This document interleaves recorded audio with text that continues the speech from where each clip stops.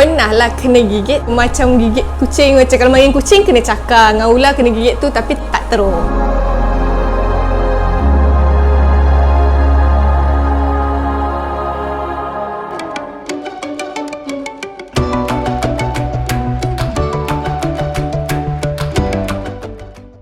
Nama panjang saya Rozai Atun Azura binti Cik Ahmad.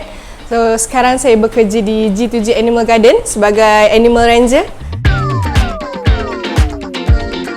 Saya memang belajar melalui bidang haiwan, iaitu sains peternakan. Tapi saya mula dengan haiwan eksotik sejak 5 tahun lepas, iaitu sejak saya mula bekerja di petting zoo. Start daripada situ saya tengok macam ular, lizard, cicak ni kan jenis haiwan yang perlukan ketenangan untuk handle. So start situ macam seronok pula nak bela jenis exotic animals ni.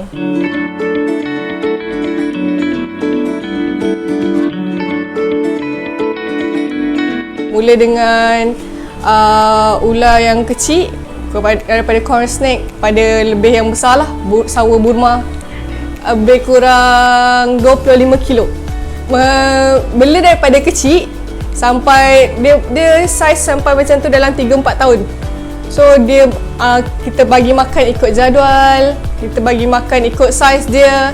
So dia membesar dengan sihat lah.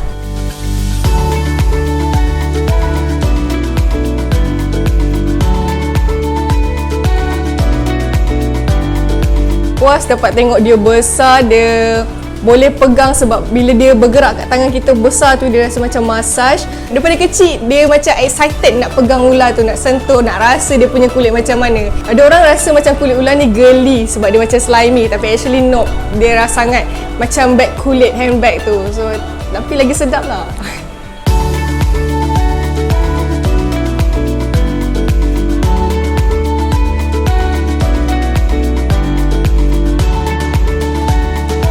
Suami sangat support, dia pun salah satu orang kata kolektor untuk ular-ular dan lizard ni. Kalau macam family, ada lagi yang masih takut-takut tapi dia tak melarang lah. Yang penting jangan terlepas katanya. Yang penting dia rasa selamat walaupun kita bela ni dekat dalam rumah, bagi dia rasa selamat.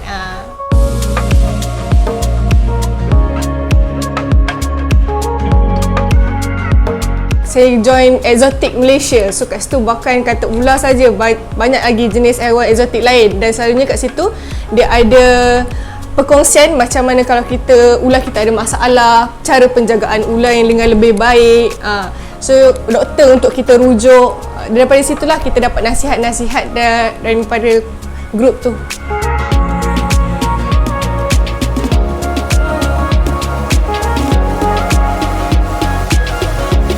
Paling penting untuk ular, kita jangan skip dia punya jadual makan.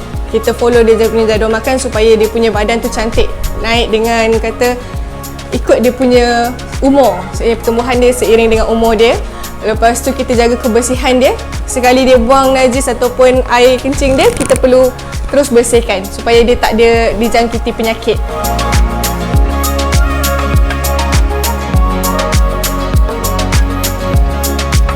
Pernah lah kena gigit tapi tak teruk sebab sawa. Sekadang kata macam gigit kucing, macam kalau main kucing kena cakar, dengan ular kena gigit tu tapi tak selalu sebab ular jarang keluarkan gigi dia. So kita hanya kata handle with care supaya dia rasa selamat dengan kita.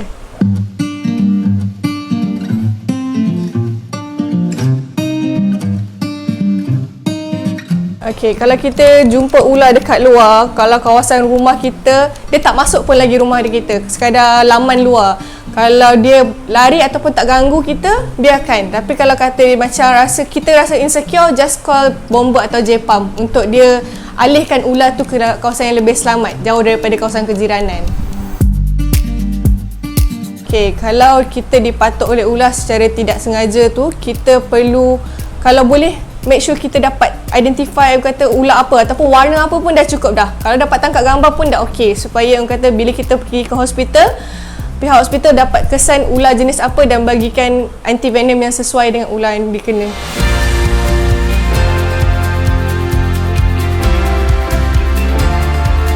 Sebagai pencinta haiwan, saya sangat tak sokong lah sebab benda tu animal abuse. Sebab kulit yang digunakan tu bukan daripada kulit yang ular ni salin setiap bulan tu, bukan. dia akan kata kos satu nyawa animals tu, ataupun mungkin lebih. Sangat-sangat kejam lah bagi saya menggunakan barang-barang yang macam tu.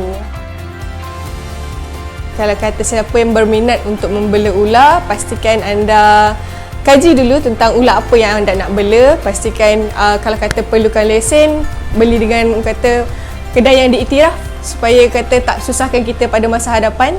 Dan pasti ada ilmu dululah untuk bela apa-apa haiwan dekat rumah. Dan sediakan tempat dahulu sebelum kita masukkan haiwan yang kita nak bela. Saya Rozai Azura, ini cerita saya.